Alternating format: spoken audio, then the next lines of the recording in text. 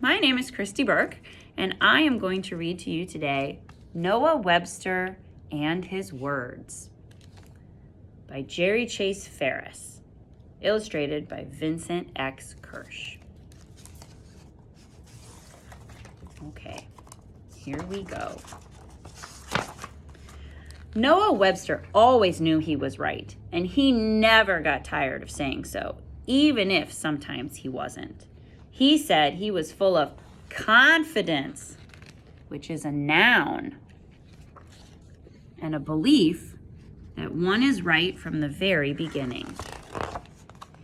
He was born in 1758 on a farm in West Hartford, Connecticut, where America still belonged to England. And by the time he was 12, he knew how to grow everything from beans and corns to peas and potatoes. His father said he would be a fine farmer, following in the footsteps of a long line of Webster families. But Noah did not want to be in that line. Noah didn't want to be a farmer. Noah wanted to be a scholar, which is a noun, which means he goes to school, a person who knows a lot. He wanted to study Latin and Greek. His father said he could, if he did all his work on the farm first. It wasn't long before Noah's father found him a nose in a book and his work not done. Red-haired Noah was red-faced with embarrassment. That means it was a noun and it's shame or confusion. Mr. Webster went to see Noah's teacher, the Reverend Perkins. Reverend Perkins convinced, which is a verb, which means overcame with argument, Mr. Webster that Noah should be in school. So Noah, when he was 15, entered Yale, one of the best colleges in the country. There was only one problem. Yale was expensive, which means having a high price or costly. So Mr. Webster got a loan on the farm to pay the bill. Noah promised to pay him back. Noah graduated in 1778. The Revolutionary War was still going on. It'd been 3 years. Should he join the army, study law, return to farming? He decided he knew enough to be a good teacher. So that fall, Mr. Noah Webster, age 19, began teaching school. Like many teachers then, he had no blackboard, no chalk, no pencils, and no maps. He did have lots of students and a few old school books from England.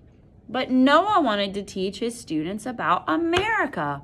He wanted American school books. See, there he is with the students.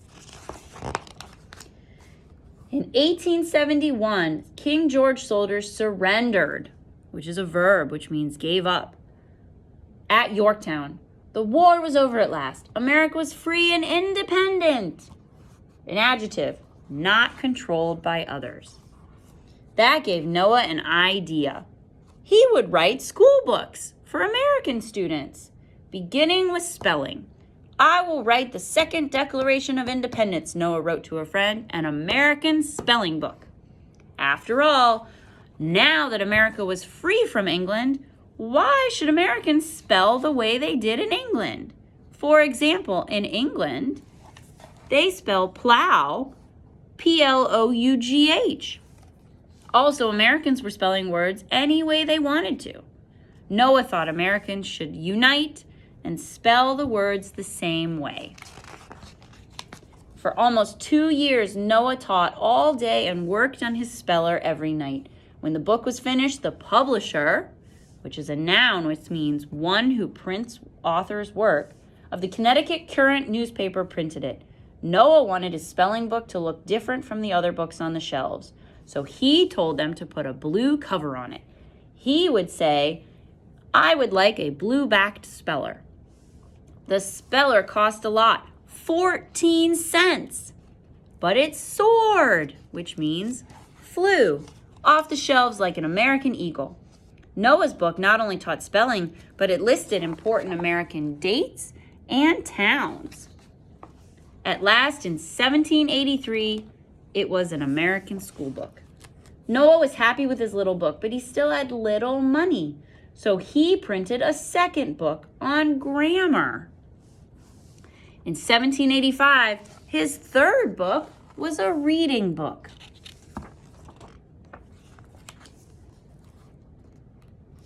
He decided to go to every state to talk about his books and his ideas.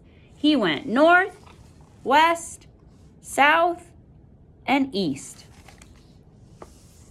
He gave his books to teachers, and he gave lectures, which is a noun, which means you talk to an audience. To everyone, now is the time. This is the country. Let us establish a national language and government. He liked that part best. He said it as often and as loudly as he could. In Philadelphia, Noah met Rebecca Greenleaf. He soon began writing about Rebecca, and before long they were married. He wrote 6 more school books for children and started a family and had children of his own. He also started a magazine, newspaper, so he could tell Americans about their new government. Alas, this turned out to be too much writing, even for Noah Webster.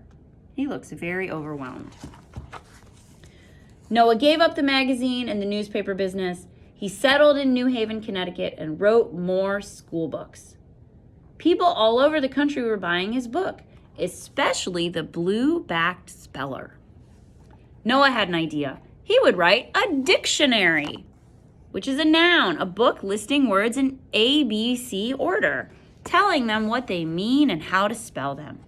2 small dictionaries had been printed in America before this, but with English spellings. Noah's dictionary would be 100% American, the first American dictionary.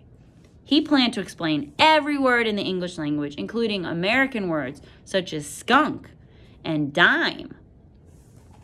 Who knew more about American words than Noah Webster, he thought. Noah decided he needed to show where every word in English came from, so he studied 20 different languages, from Arabic to Italian to Welsh. He read almost every book in local libraries collecting words for his dictionary. He read almost every book in the Yale University Library. He started his dictionary in 1807. And 17 years later, he was still writing. He needed more books. He needed the great libraries in Paris and London and Cambridge, England. In 1824, he took his notes and his son William, and they sailed for Europe. A year later, he wrote the last word in his dictionary, zygomatic, which is an adjective related to the cheekbone. How did it feel to be finished at last? Oh, my hand is so tired. When Noah and William sailed back to New Haven in 1826, 2 years later, they were astonished to see crowds of people waiting to greet the author of the first American dictionary. Noah was ecstatic, which is an adjective which means filled with pleasure, delighted, or thrilled. Now Noah needed to read 2,000 pages he had worked on for almost 20 years to make sure there were no mistakes. Then he needed to find the right publisher, and then he took a nap. In 1828, when Noah was 70 years old, his American Dictionary of English Language was published. He gave it to America with these words: "To my fellow citizens, for their happiness and learning, for their moral and religious elevation, and for the glory of my country." Noah died in 1843 after a long, busy life. But that was not the end of Noah Webster. When the pioneers went west in the early 1800s, Noah's blue-back speller was in their covered wagons. When the Civil War ended in 1865, the newly freed slaves learned to read Noah's speller. Noah's Dictionary is the second most popular book ever printed in English. It is in every library, in most homes, in our schools, and on our computers, teaching Americans how to spell and use and say nearly every word in the English language. Noah Webster's words did unite America. He always knew he was right.